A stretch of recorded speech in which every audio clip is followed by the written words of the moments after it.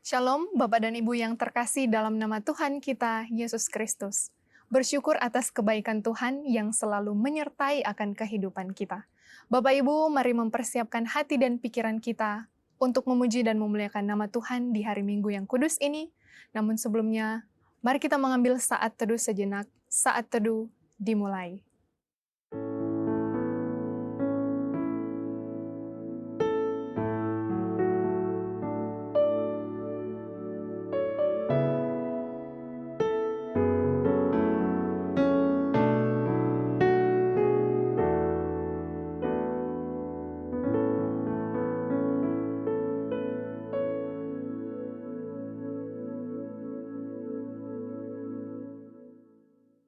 Saat teduh selesai. Bapak dan Ibu, saya persilakan untuk berdiri. Kita akan memberikan penghormatan bagi Bapa Sorga. Kita nyanyikan Hormat bagi Bapa Sorga.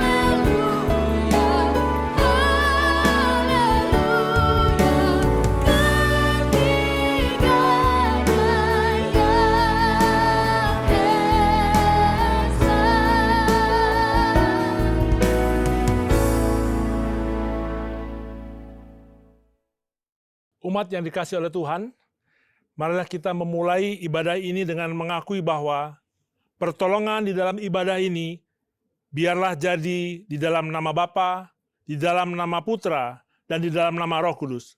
Haleluya. Amin. Bapak dan Ibu, mari kita nyanyikan pujian Tuhan Yesus setia.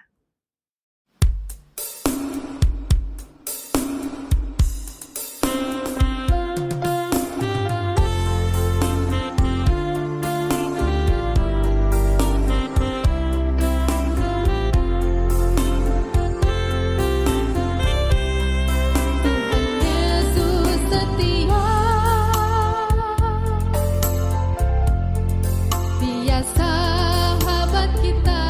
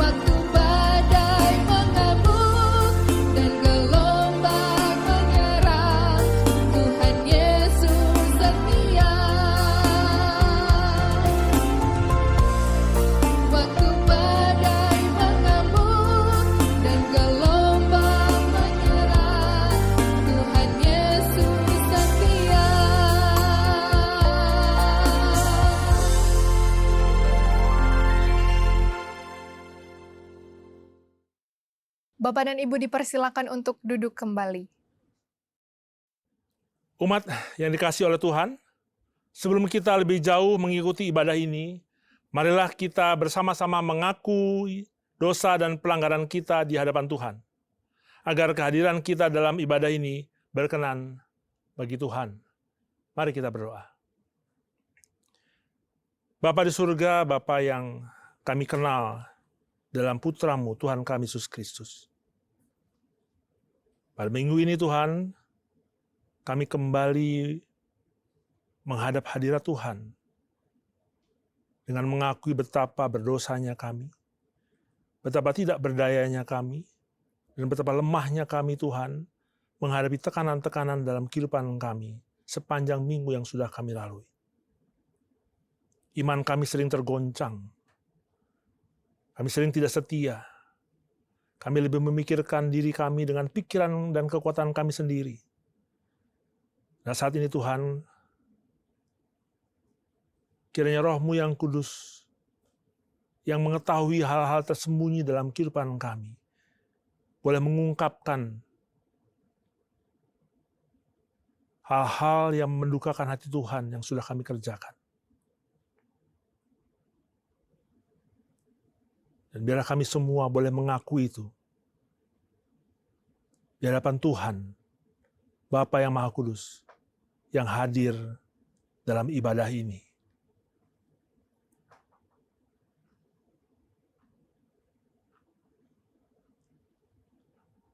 Tuhan yang mendengar pengakuan setiap kami, pribadi lepas pribadi. Tuhan yang mengetahui perbuatan-perbuatan kami yang tersembunyi di balik pintu-pintu tertutup. Di hadapan-Mu Tuhan, kami mengakui dosa-dosa kami. Dalam nama Putra-Mu yang tunggal, Tuhan kami Yesus Kristus. Amin. Umat yang dikasihi oleh Tuhan, kita memasuki berita pengampunan dosa. Sebagaimana firman Tuhan mengatakan, "Kasihanilah aku ya Tuhan menurut kasih setia-Mu. Hapuskanlah pelanggaranku menurut rahmat-Mu yang besar." Selaku pelayan Tuhan Yesus Kristus, saya memberitahukan bahwa Tuhan telah mengampuni setiap kita yang mengaku dosa-dosanya di hadapan Tuhan, dalam nama Bapa, Putra, dan Roh Kudus. Amin. Bapak dan Ibu, saya undang untuk berdiri. Bersama dengan gereja-gereja segala abad dan sepanjang zaman, mari menyatakan komitmen iman dengan hati, lidah, dan bibir kita dengan mengikrarkan pengakuan iman rasuli. Aku percaya kepada Tuhan, Bapa yang Maha Kuasa, Khalik langit dan bumi, dan kepada Yesus Kristus, Anak-Nya yang tunggal Tuhan kita, yang dikandung dari Roh Kudus, lahir dari anak darah Maria, yang menderita sengsara di bawah pemerintahan Pontius Pilatus, disalibkan, mati, dan dikuburkan, turun ke dalam kerajaan maut. Pada hari yang ketiga, bangkit pula dari antara orang mati, naik ke surga, duduk di sebelah kanan Tuhan, Bapa yang Maha Kuasa. Dan dari sana Ia akan datang untuk menghakimi orang yang hidup dan yang mati. Aku percaya kepada Roh Kudus, gereja yang kudus dan am, persekutuan orang kudus, pengampunan dosa, kebangkitan tubuh, dan hidup yang kekal. Amin. Bapak dan Ibu dipersilakan untuk duduk kembali. Mari dengan penuh sukacita kita nyanyikan pujian segala puji syukur.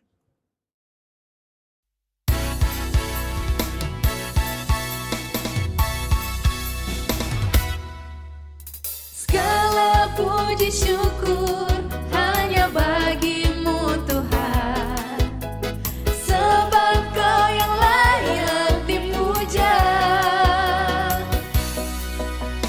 Kami mau bersorak, tinggikan nama-Mu. Haleluya. Soraklah, haleluya. Soraklah,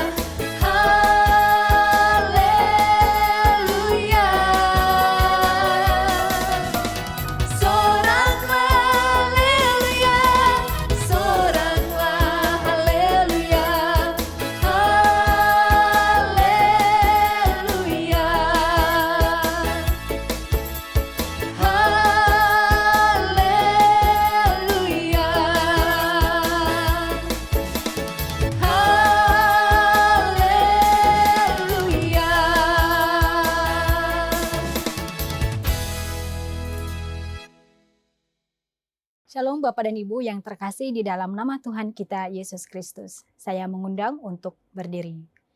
Saya akan membawakan Mazmur Tuhan yang diambil dari nomor 145 ayat 14 sampai dengan 21. Tuhan itu penopang bagi semua orang yang jatuh dan penegak bagi semua orang yang tertunduk. Mata sekalian orang menantikan Engkau dan Engkau pun memberi mereka makanan pada waktunya. Engkau yang membuka tangan-Mu dan yang berkenan mengenyangkan segala yang hidup. Tuhan itu adil dalam segala jalannya dan penuh kasih setia dalam segala perbuatannya. Tuhan dekat pada setiap orang yang berseru kepadanya, pada setiap orang yang berseru kepadanya dalam kesetiaan. Ia melakukan kehendak orang-orang yang takut akan Dia, mendengarkan teriak mereka minta tolong dan menyelamatkan mereka.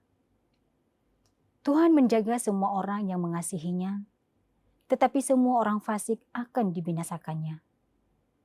Mulutku mengucapkan puji-pujian kepada Tuhan, dan biarlah segala makhluk memuji namanya yang kudus untuk seterusnya dan selamanya. Demikianlah Mazmur Tuhan. Haleluya. Amin. Bapak dan Ibu dipersilakan untuk duduk kembali. Bapak Ibu, tibalah saatnya kita akan merenungkan firman Tuhan. Namun sebelumnya mari kita nyanyikan pujian seperti yang Kau ingini.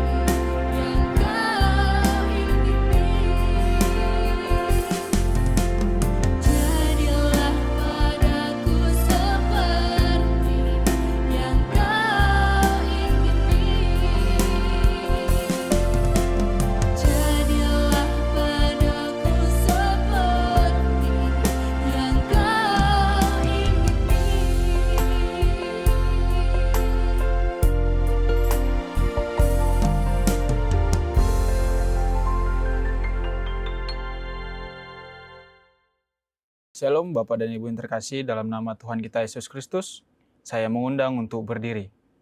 Saya akan membacakan firman Tuhan yang diambil dari Kisah Para Rasul pasal 2 ayat 3 sampai dengan 4. Dan tampaklah kepada mereka lidah-lidah seperti nyala api yang bertebaran dan hinggap pada mereka masing-masing, maka penuhlah mereka dengan Roh Kudus, lalu mereka mulai berkata-kata dalam bahasa-bahasa lain seperti yang diberikan oleh Roh itu kepada mereka untuk mengatakannya. Demikianlah firman Tuhan. Haleluya. Amin. Bapak dan Ibu dipersilakan untuk duduk kembali. Shalom, saudara-saudara yang kekasih. Kita akan merenungkan pembacaan kitab suci.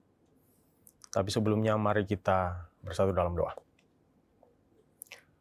Terpujilah Engkau ya Tuhan, Raja semesta alam. Tuhan yang senantiasa hadir dalam berbagai macam konteks budaya, bahasa, dan situasi pergumulan manusia. Saat ini kami datang menghadap hadirat-Mu, kiranya Engkaulah yang senantiasa turut hadir bersama dengan kami, dan kami hendak merenungkan pembacaan kitab suci. Tuntunlah kami ya Tuhan, bukakan hati dan pikiran kami untuk dapat menerima berita firman-Mu dan melakukannya di dalam kehidupan kami. Kami bersyukur dan berdoa kepadamu Tuhan Yesus. Kami berterima kasih. Haleluya. Amin. Sekali lagi shalom.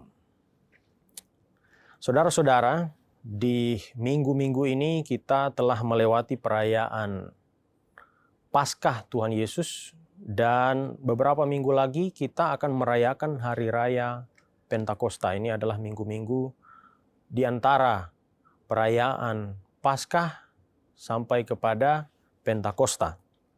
Dan di minggu ini kita merenungkan satu tema dari pembacaan kitab suci dari Kisah Rasul pasalnya yang kedua, ayatnya yang ketiga dan 4 dengan tema yaitu kemuliaan yang turun bersama Roh Kudus. Ada satu pepatah yang menarik yang cukup terkenal sebenarnya di dalam bahasa Arab yang berbunyi demikian. Khairun nas anfa'uhum linnas. Khairun nas, suatu manusia yang terbaik, anfa'uhum linnas, adalah manusia yang bermanfaat. Anfa'uhum, mereka bermanfaat kepada manusia yang lain. Artinya manusia yang sejatinya adalah manusia yang baik adalah manusia yang memberikan dampak kepada manusia yang lain. Artinya hidup manusia itu haruslah memiliki manfaat, dampak yang luar biasa, dan melayani manusia yang lain. Dan inilah yang sebenarnya harus kita pahami dengan sesungguhnya untuk melaksanakan firman Tuhan. Melayani dalam arti bermanfaat, anfa'uhum linnas, menjadi bermanfaat bagi orang lain, adalah kita melaksanakan kewajiban kita sebagai manusia untuk melayani orang yang lain juga. Bukan hanya sekedar kita hidup seorang diri saja. Melayani manusia haruslah terjadi dalam konteks sosial dan budaya kita masing-masing. Hari ini kita belajar tentang firman Tuhan mengenai karya Roh Kudus. Dan kita diingatkan tentang bagaimana karya gereja mula-mula itu hadir di dalam konteks yang berbeda-beda. Ada teologi yang sesuai konteksnya, yang sesuai dengan penginjilan yang bermakna kepada budaya tersebut, bukan hadir kepada budaya dan mematikan budaya dan mengganti budaya yang lain. Nah, berbicara tentang kemuliaan dan menjadi bermanfaat bagi orang lain, kita tentunya teringat tentang karya penginjilan di berbagai macam tempat di seluruh dunia. Dan firman Tuhan yang kita baca hari ini adalah berkaitan dengan bagaimana berita evangelion atau berita sukacita itu menjadi kata evangelion, menjadi kata Injil, Injil, evangelion, berita yang baik, itu disampaikan kepada berbagai macam suku dan budaya di seluruh dunia. Penginjilan di seluruh dunia ini terjadi ketika dia hadir di dalam konteks budayanya masing-masing. Dan saya teringat dengan berbagai macam cerita penginjilan yang terjadi, misalnya yang dibawa ke wilayah-wilayah di Indonesia. Penginjilan bisa tersebar dengan menggunakan sarana budaya di konteksnya masing-masing. Terutama yang paling erat adalah budaya yang hadir lewat bahasa itu sendiri. Jadi tanpa bahasa tidak ada penginjilan yang bisa dimengerti. Karena penginjilan ketika kita menginjili, ketika kita membawa berita firman Tuhan ke dalam satu konteks, kita membawa dua konteks. Yaitu pertama adalah konteks kitab suci itu sendiri yang dihasilkan dalam 3 bahasa yang berbeda, Ibrani, Aram, dan bahasa Yunani untuk perjanjian baru. Harus dibawa dalam konteks lokalnya masing-masing, yaitu dengan budaya setempat, dengan bahasa dari budaya setempat. Nah, gerakan penginjilan ini membutuhkan budaya yang menjadi sarana yang kita harus pahami konteksnya. Hari ini kita belajar dari kitab Kisah Para Rasul, pasalnya yang kedua. Kisah Para Rasul ini adalah satu karya narasi berkaitan dengan kisah para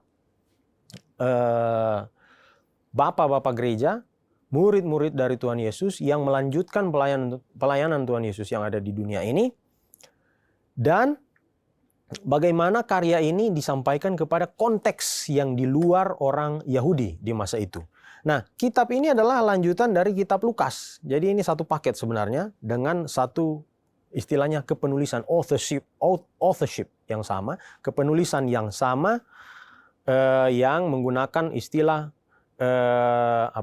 dialamatkan kepada Theophilos. Theophilos artinya ada dua makna, apakah orang ini bernama Theophilos atau orang-orang yang mengasihi Tuhan, karena kata Theophilos artinya dari kata Theos dan Philos, filia. Philos artinya kawan, mengasihi. Theos artinya Tuhan. Jadi mengasihi Tuhan, apakah dia kelompok kekristenan orang-orang yang mengasihi Tuhan atau memang kepada satu pribadi yang bernama Theophilos. Nah, ini adalah konteksnya. Konteks satu tulisan yang dialamatkan kepada Theophilos, baik itu kisah mengenai Tuhan Yesus sendiri, yaitu kitab Lukas, dan kisah lanjutannya mengenai para rasul. Dan bagian yang kita baca adalah kitab Kisah Para Rasul, yang mana isinya adalah berkaitan dengan kisah, namanya juga dalam bahasa Indonesia terjemahannya adalah Kisah Para Rasul. Bagaimana tindak tanduk cerita dari para rasul itu sendiri dan merupakan karya Roh Kudus. Karya Roh Kudus yang luar biasa yang terjadi kepada bangsa-bangsa. Bukan hanya kepada bangsa Yahudi, tetapi juga bangsa-bangsa yang lain. Nah, porsi yang terbesar dari kitab Kisah Para Rasul, kisahnya ada satu rasul yang paling banyak diceritakan di kitab ini, yaitu Rasul Paulus, perjalanan Rasul Paulus bahkan sampai ke Roma. Tapi yang kita baca adalah bagian yang pertama, yaitu di pasal 2 tentang bagaimana berita sukacita itu disampaikan dan mulai ada karya Roh Kudus yang terjadi dengan ada simbol luar biasa yang dikisahkan di dalam Kisah Para Rasul pasalnya yang kedua ini. Apa itu? Yaitu di hari raya, tepat di hari raya yang namanya Hari Raya Shavuot. Shavuot adalah hari raya yang dilaksanakan 50 hari sesudah hari pertama Pesah atau hari pertama Paskah. Nah, kata Shavuot dalam bahasa Ibrani artinya minggu-minggu, yaitu 7 minggu, hari raya 7 minggu dari dihitung dari hari raya Pesah atau hari raya Paskah. Nah, kita sudah melewati hari raya Pesah atau Paskah tersebut. Kemudian kita melihat hari raya ini adalah dihitung 7 minggu, artinya 7 kali 7. 7 kali 7 yaitu 49 hari, yaitu hari pertama dari Pesah, kemudian kita hitung menjadi hari yang ke-50. Di dalam bahasa Yunani diterjemahkan kata Shavuot ini dengan istilah hari ke-50, bukan menggunakan istilah hari minggu-minggu atau Shavuot 7 minggu, tetapi hari ke-50 yaitu dalam bahasa Yunani namanya hari Pentekosti. Pentekosti artinya 50. Hari ke-50 sesudah peristiwa perayaan Paskah tersebut. Nah, apa makna kisah tentang Pentekosti yang ada di dalam Kisah Para Rasul? Nah, teks-teks Perjanjian Baru mengedepankan tentang satu pemahaman teologi bahwa peristiwa-peristiwa yang terjadi di dalam kitab suci Ibrani atau Perjanjian Lama dan hari-hari raya dilihat kesejajaran teologisnya, dan ada istilah yang menggunakan digenapi di dalam peristiwa-peristiwa Perjanjian Baru, terutama dalam pelayanan Tuhan Yesus. Nah, di bagian ini adalah bagaimana karya Roh Kudus itu terjadi tepat di hari Pentekosti, hari ke-50 sesudah Paskah. Karena itu terjadilah peristiwa yang nama lain yaitu ketuangan Roh Kudus untuk istilah kekristenan. Artinya di hari ke-50 ini terjadi peristiwa karunia Roh Kudus berkarya di antara para murid. Dan itulah yang menjadi, ya istilahnya secara teologis, penggenapan akan Pentekosti Israel dan menjadi Pentekosti dari teologi kekristenan. Yang menjadi penekanan di bagian yang kita baca adalah berkaitan dengan yaitu istilah Paulus glossolalia. Glossolalia artinya berbicara bahasa. Ada yang menerjemahkan dengan istilah berbicara bahasa lidah. Tapi bagi saya itu salah terjemahan. Kenapa salah terjemahan? Karena kata glossolalia artinya glossa artinya lidah atau bahasa. Sama seperti dalam bahasa Prancis misalnya. Dalam bahasa Prancis adalah istilah la langue. La langue artinya bahasa atau lidah. Bahasa Inggris juga misalnya language. Language diambil dari kata bahasa Prancis. La langue. Bahasa Prancis ambil dari bahasa bahasa Latin yaitu lingua.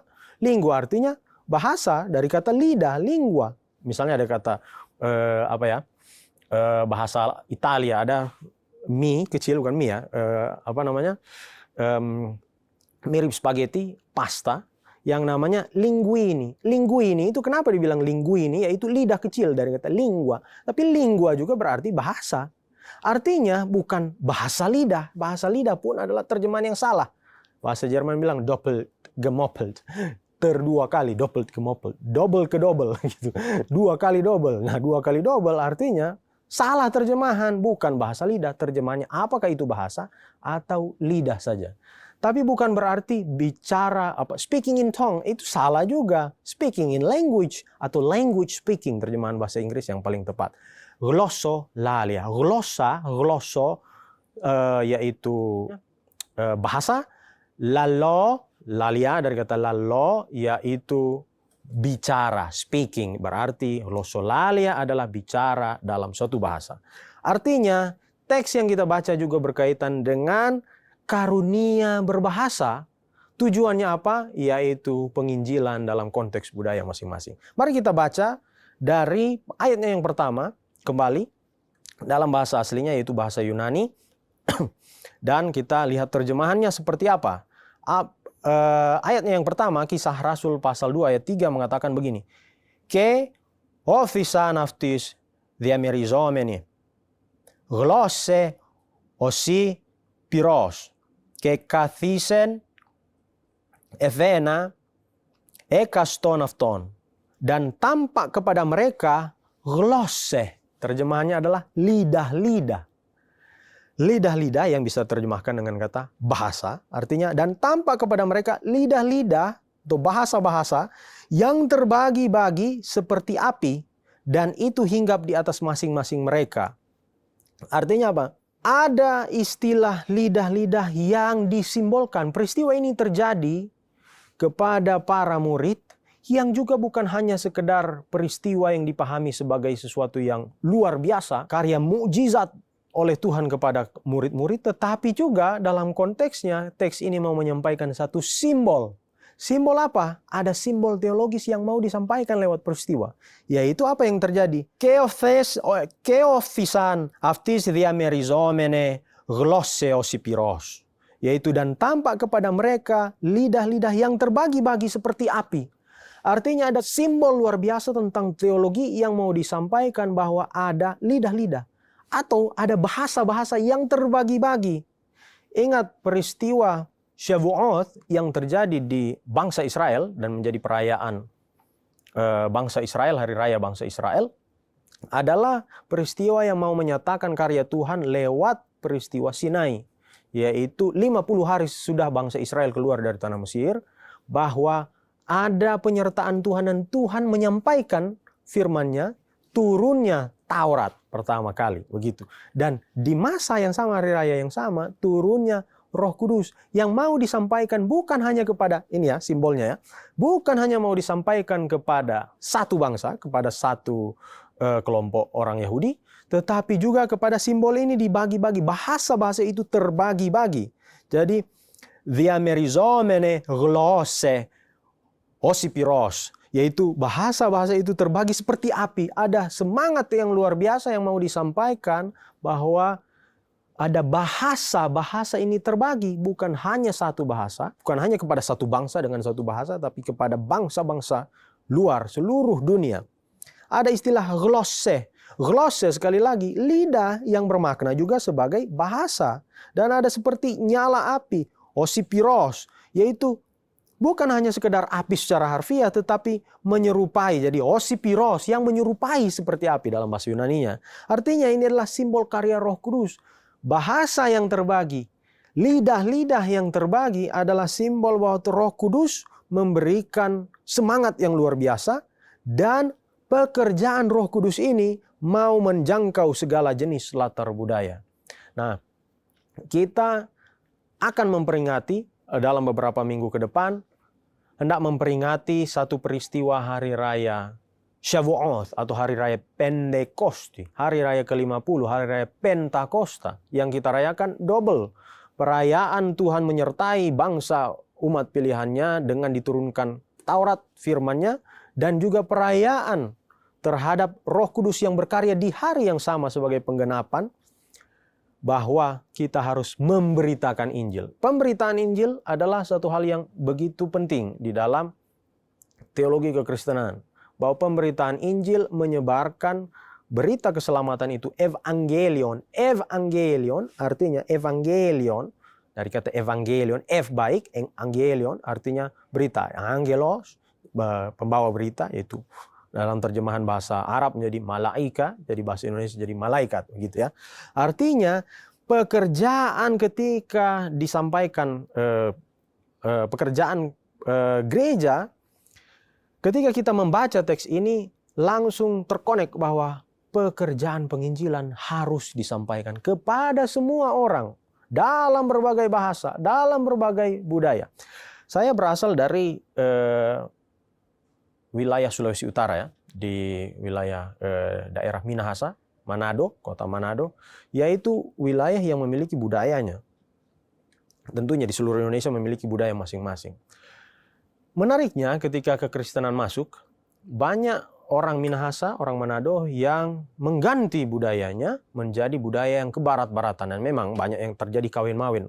Keluarga saya pun banyak terjadi kawin-mawin dengan orang Eropa begitu ya, dari keluarga mama saya, papa saya juga ada masih yang bermarga Portugis, ada yang masih bermarga Spanyol, bahkan beberapa kakek nenek yang juga terdaftar secara resmi sebagai tentara kerajaan Belanda pada zaman dahulu.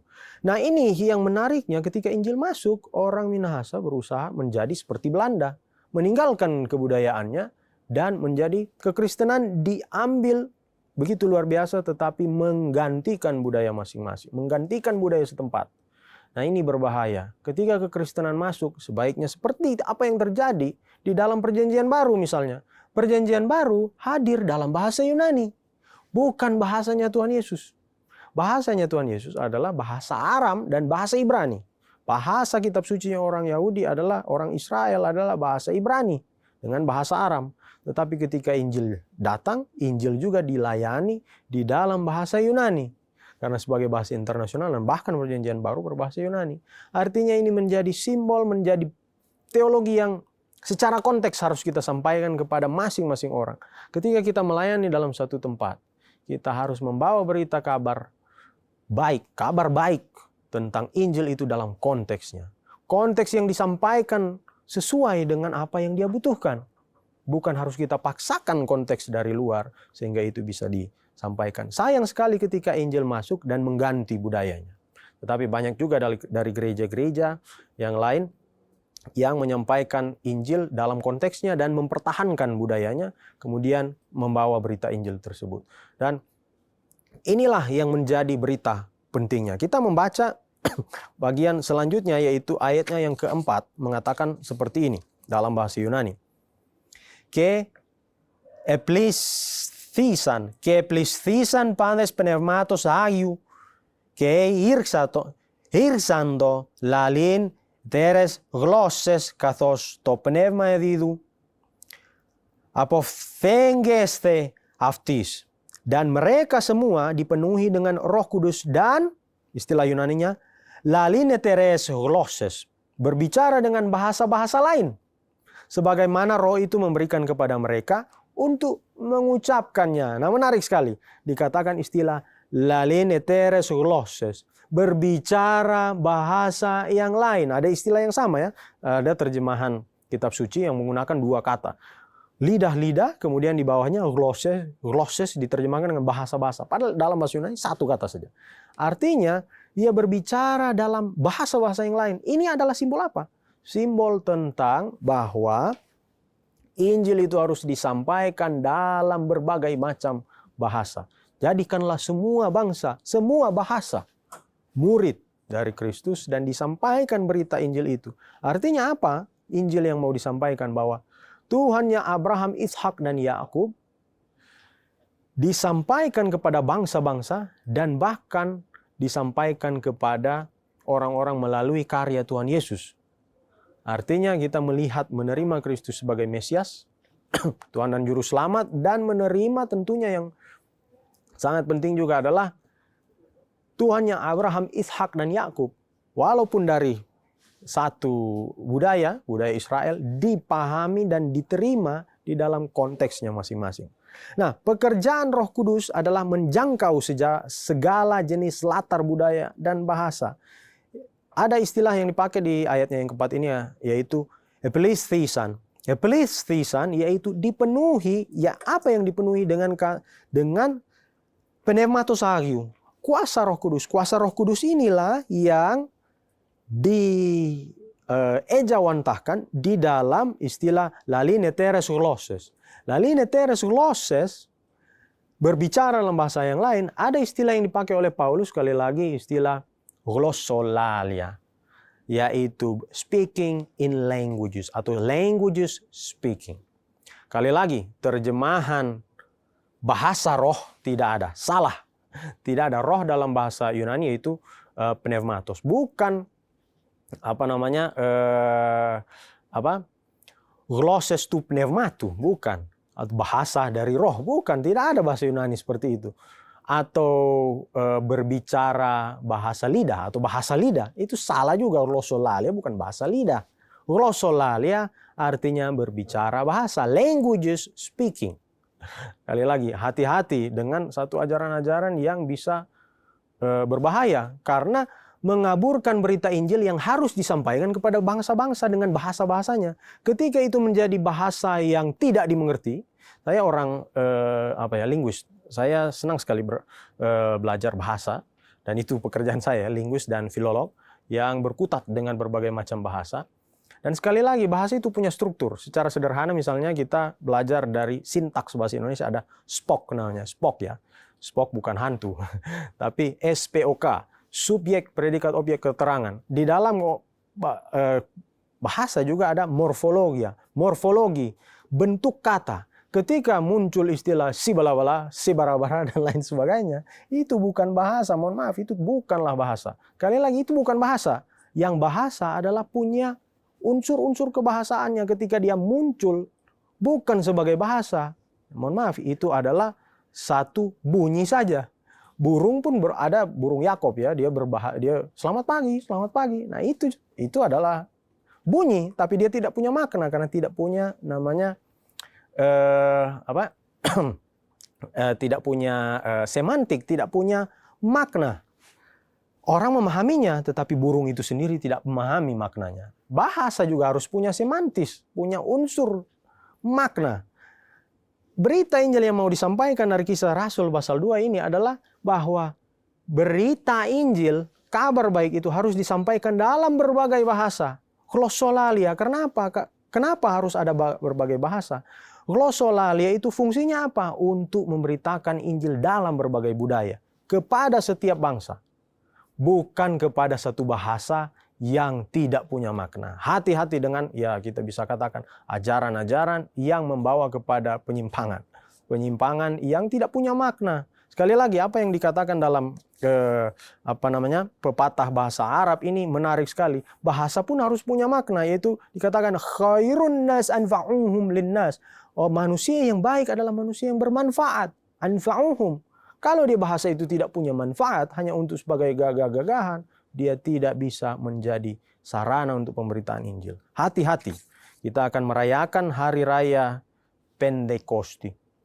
Hari raya ke-50 sesudah Paskah.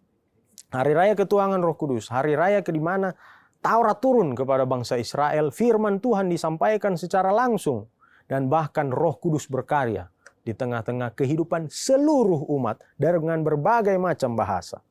Kali lagi, kita belajar mengenai bahasa yang jelas. Dikatakan di ayatnya yang keempat, yang bagian terakhir, yaitu apophthengeste aftis. Apophthengeste artinya mengucapkan dengan jelas. Sekali lagi, bukan hanya si bara-bara, si bala-bala. Ini kemungkinan ada yang mendengarkan, misalnya ada doa bahasa Aram yang dipakai dalam tradisi Israel, yaitu namanya Kaddish. Kaddish ada ucapan yang misalnya ya, Yehe shleme rabah mebarah hilu alam al-almi alamaya. Damai sejahtera, Yehe shleme rabah. Kiranya damai sejahtera yang besar terjadi.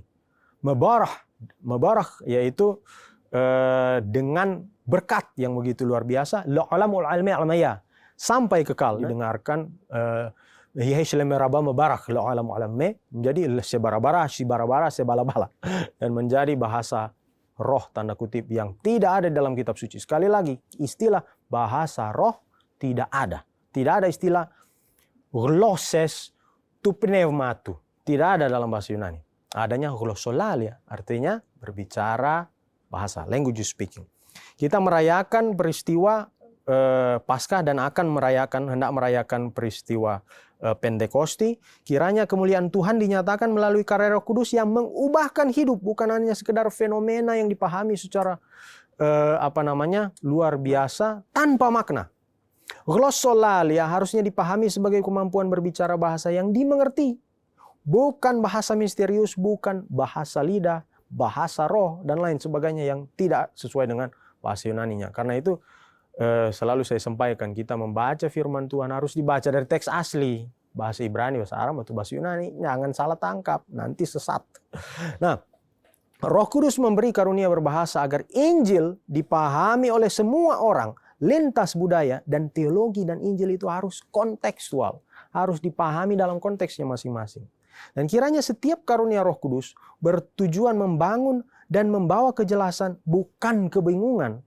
Ketika kita membawa berita Injil dan malahan ketakutan, kebingungan, dan kehancuran, bahkan perpecahan yang terjadi, itu bukanlah berita Injil. Sampaikanlah berita Injil yang membawa kepada Tuhan. Roh Kudus terlihat ketika orang percaya menjadi saksi yang efektif melalui komunikasi yang jelas. Bawalah berita Injil itu kepada setiap orang, setiap budaya, dengan cara yang dapat dimengerti, dan bahkan budaya diinjilkan, kekristenan dibawa dengan konteks yang membangun, dan kiranya kita menyerap berita Injil itu dalam kebutuhan kita yang memuliakan Tuhan. Kita memuliakan Tuhan lewat perkataan kita, lewat bahasa kita, lewat budaya kita, lewat tindak tanduk kita, dan bersatu di dalam Tuhan untuk kemuliaan namanya. Dan kiranya kemuliaan yang turun bersama Roh Kudus itu senantiasa bersama dengan kita. Amin. Mari kita berdoa.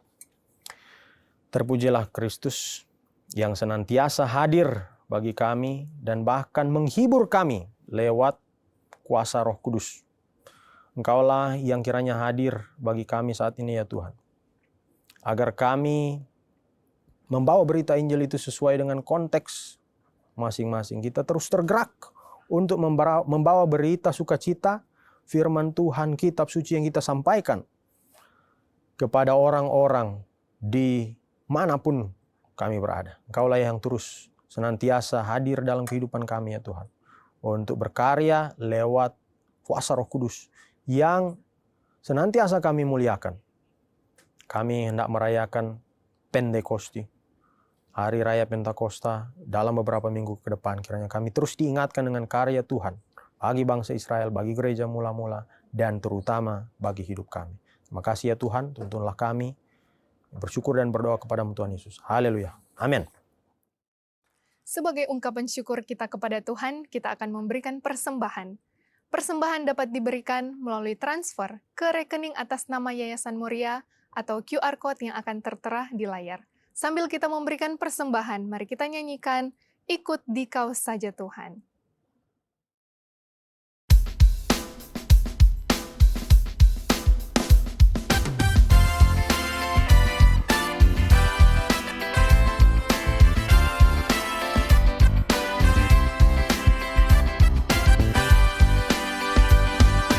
Ikut Dikau saja Tuhan, jalan damai bagiku.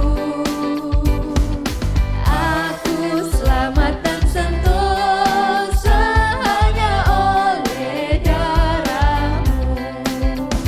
Aku ingin ikut Dikau dan mengabdi padamu.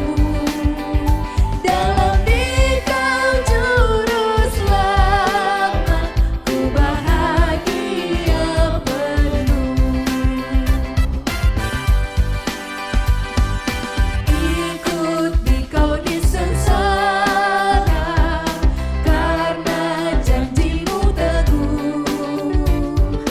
Atas kuasa kegelapan, ku menang bersama-Mu.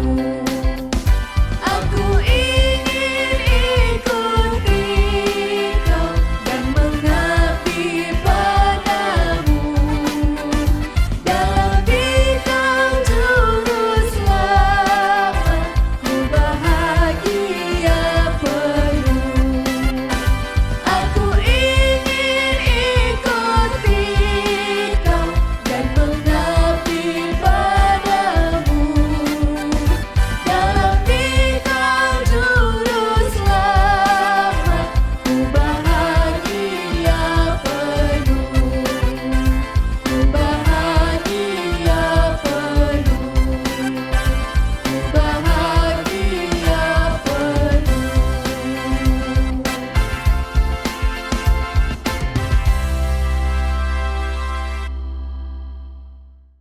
Umat yang dikasih oleh Tuhan, marilah kita memanjatkan doa syafaat. Doa syafaat akan diakhiri dengan doa Bapa kami. Ketika doa Bapa kami, Bapak dan Ibu dimohon untuk berdiri. Mari kita berdoa. Kami mengucap syukur Tuhan, kami kembali diizinkan dan dilayakkan untuk menghampiri tahta Tuhan, untuk menaikkan syafaat-syafaat kami. Kami bersyukur untuk firman Tuhan yang Tuhan nyatakan bagi setiap kami pada kebaktian ibadah minggu ini. Kami percaya Tuhan, firman Tuhan akan hidup dalam kehidupan kami dengan pertolongan Roh-Mu yang kudus. Tuhan yang akan memampukan kami untuk menjadi pelaku-pelaku firman, bukan hanya pendengar firman. Kami ucap syukur untuk berkat-berkat rohani yang sudah Tuhan siapkan bagi setiap kami. Yang percaya, beriman kepada Kristus Yesus Tuhan kami.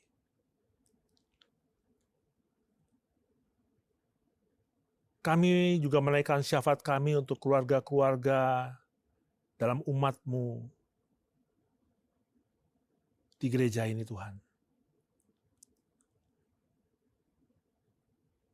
Ada yang bergumul dengan kesehatan, Ada yang bergumul dengan perekonomian, ada yang bergumul dengan keharmonisan dalam rumah tangga, ada yang bergumul dengan pendidikan anak-anak. Kami percaya Tuhan, apapun pergumulan kami, Tuhan mengingatkan kepada kami untuk senantiasa berharap, bersandar kepada Tuhan dalam Kristus. Tidak ada masalah yang terjadi dalam kehidupan kami yang lebih besar daripada anugerah yang terbesar, yaitu Kristus. Kami memiliki Tuhan yang lebih besar dari semua permasalahan-permasalahan kami. Kami percaya ketika ada masalah dalam kehidupan kami, apapun dimensinya, Tuhan pasti menyediakan jalan keluar ketika kami bersandar dan berharap kepada Tuhan. Kami juga bersyukur Tuhan untuk kesuksesan, penyertaan Tuhan yang boleh kami alami. Namun ucapan syukur ini Tuhan jangan berhenti dalam kehidupan kami. Nah, biarlah Tuhan memampukan kami untuk menjadi penyalur berkat Tuhan. Sehingga ucapan syukur kami itu boleh dirasakan oleh banyak orang untuk kemuliaan nama Tuhan. Kami juga berdoa Tuhan untuk gerejamu, dimanapun Tuhan nyatakan gereja kami. Pulau Jawa, Kalimantan, dan di pulau-pulau lain. Kiranya gereja ini boleh menjadi cermin bagi kasih, kesetiaan Tuhan pada umatnya. Pertumbuhan yang terjadi bukan karena kami mengejar jumlah, tapi karena semakin banyak orang yang merasakan kasih Tuhan melalui persekutuan umat-Mu di gereja ini.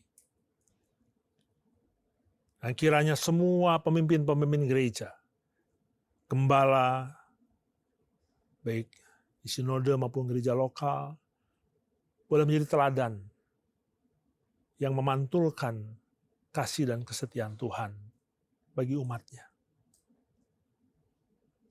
Mampukan setiap para pemimpin di tengah segala kelemahannya untuk menjadi saksi bagi kemuliaan Tuhan dengan pertolongan dari Roh Tuhan yang kudus. Dan kami berdoa juga Tuhan untuk bangsa dan negara Indonesia di mana Tuhan tempatkan kami. Banyak pergumulan, banyak kesulitan dan tantangan, tapi kami percaya apapun pergumulan, kesulitan, dan tantangan itu, di tangan Tuhan, kami pasti bisa melaluinya. Dan di akhir tahun nanti kami boleh memuliakan nama Tuhan, karena kami melihat tangan Tuhan bekerja dalam setiap pergumulan, tantangan, dalam kehidupan bernegara ini. Tuhan sertai Presiden sampai ke jajaran yang paling rendah. Tuhan juga sertai lembaga yudikatif, lembaga legislatif, untuk menjalankan peran-perannya sesuai dengan firman Tuhan. Secara khusus buat anak-anak Tuhan yang melayani di 3 lembaga ini. Biarlah mereka menjadi garam dan terang di tengah dunia yang semakin pahit dan gelap ini. Inilah seru dan doa kami Tuhan. Dan syafaat ini kami akan akhiri dengan doa yang Tuhan Yesus ajarkan kepada kami. Doa Bapa kami. Bapa kami yang di sorga, dikuduskanlah namamu. Datanglah kerajaanmu, jadilah kehendak-Mu di bumi seperti di sorga. Berikanlah kami pada hari ini makanan kami yang secukupnya, dan ampunilah kami akan kesalahan kami, seperti kami juga mengampuni orang yang bersalah kepada kami. Dan janganlah membawa kami ke dalam pencobaan, tetapi lepaskanlah kami daripada yang jahat. Karena Engkaulah yang mempunyai kerajaan, dan kuasa, dan kemuliaan, sampai selama-lamanya. Amin. Masih tetap berdiri, mari bersama kita bacakan nats pedoman hidup baru yang diambil dari Yohanes pasal 20 ayat 22 dalam hitungan yang ketiga. 1, 2, 3.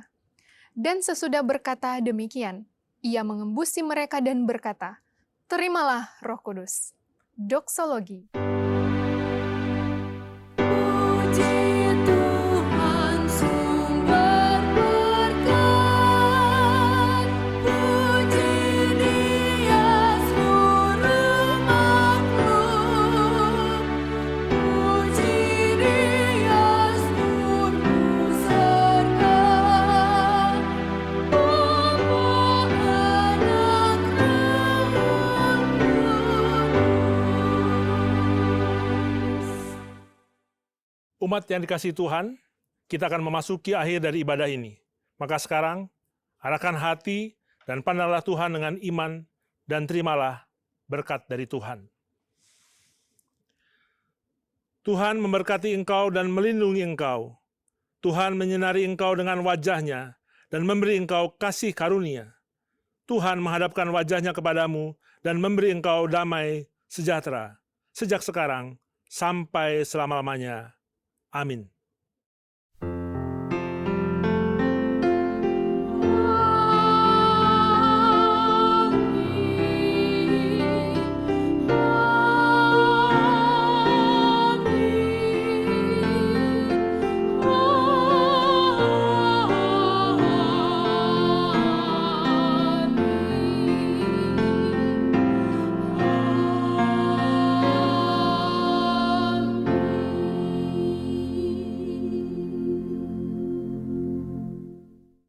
Puji nama Tuhan, Bapak dan Ibu yang terkasih dalam Tuhan, karena ibadah pada saat ini telah selesai. Untuk itu Bapak dan Ibu dipersilakan untuk duduk kembali dan mengambil saat teduh di hadapan Tuhan. Tuhan Yesus memberkati kita semua. Shalom dan selamat hari Minggu.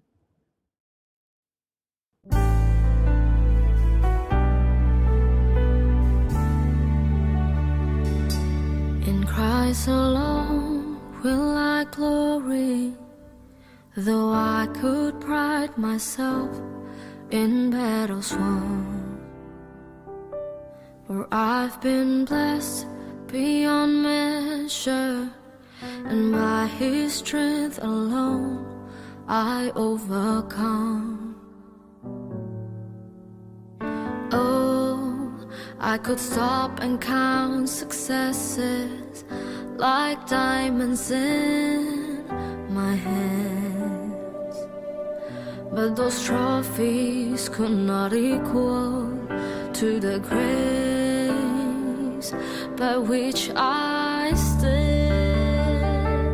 In Christ alone I place my trust and find my glory in the power of the cross.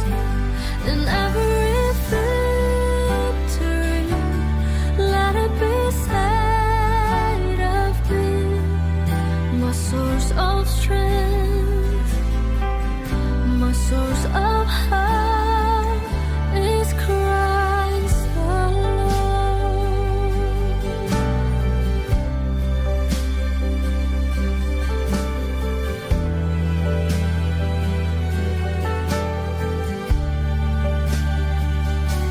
In Christ alone